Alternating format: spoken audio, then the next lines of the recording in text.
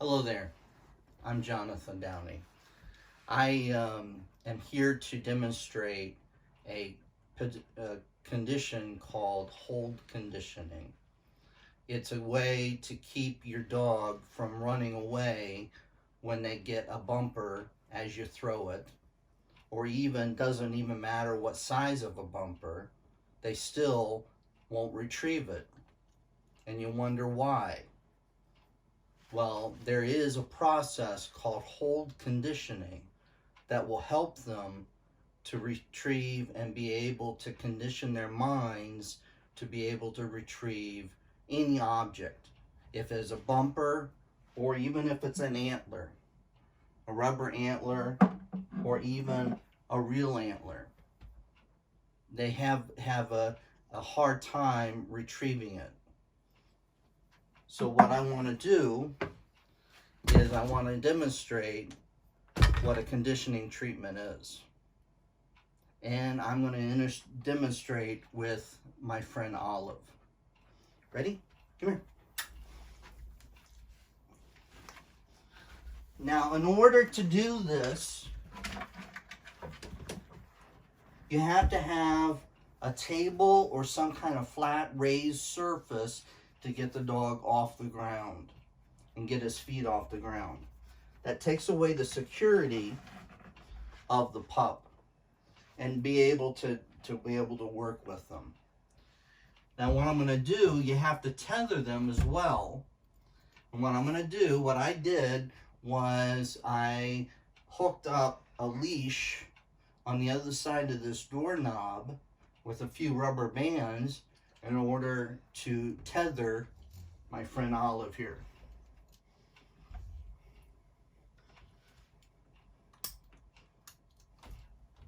She's perfectly safe. Stay, stay, stay. She's perfectly safe. She's not hurt in any way. The only thing is her feet are off the ground, which presents a little bit of insecurity. That's in that way too that she has to develop, or there has to be a development of security between us, a sense of bond. And that's what it'll do. Now what I have here is I have a dowel. Just a plain, nothing fancy, nothing very fancy or nothing unusual about it. Went to the hardware store, bought a dowel, cut it in 3 pieces, and used it for her conditioning treatment.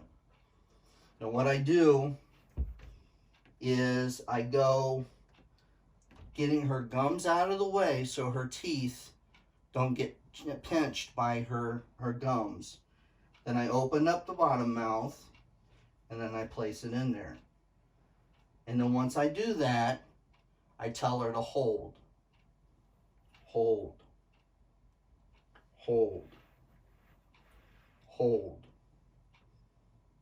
Trying to get her head up a little bit, elevated. Hold, hold, hold. Dead. And then that's one session. Now it's not as easy as just one session. You have to do this many sessions in order for them to be able to have the feeling or the concept of this hold conditioning. Let's do this again. Her gums out of the way. Prying my pinky finger between her bottom jaw so it help her to open the jaw. Make sure that she's got a tight grip on it. See, I wouldn't be able to move her head if she didn't have a tight grip. Is a good girl. Good. Good. And I praise her as I pet her bottom head. Don't ever, whenever you're doing this, don't pat her on the top of the head. Because you do that, that gives them the liberty to be able to spit the dowel out. And you want them to hold it down. You don't want them to spit it out. Good girl. Good girl. Good girl. You good girl. Thank you. Good job. Now, I didn't say that she was supposed to release the dowel to me, not. She was a little bit ahead on me, which is not very good. It's bad. Let's do this again. Open up. Hold. Hold. Hold. Hold. Hold. Hold. As you're doing this process, it is good for them to be able to be relaxed and be able to be reassured as you're doing it. It's not hurting them. It's not hurting them. It's not causing them any pain.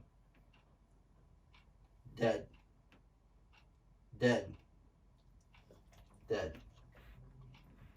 So that's the process of hold conditioning. And you do it over a period of 5 or 6 times a session. Keep them short. Don't need any long sessions, as a few minutes. And then you go on for the next day. Thank you for watching.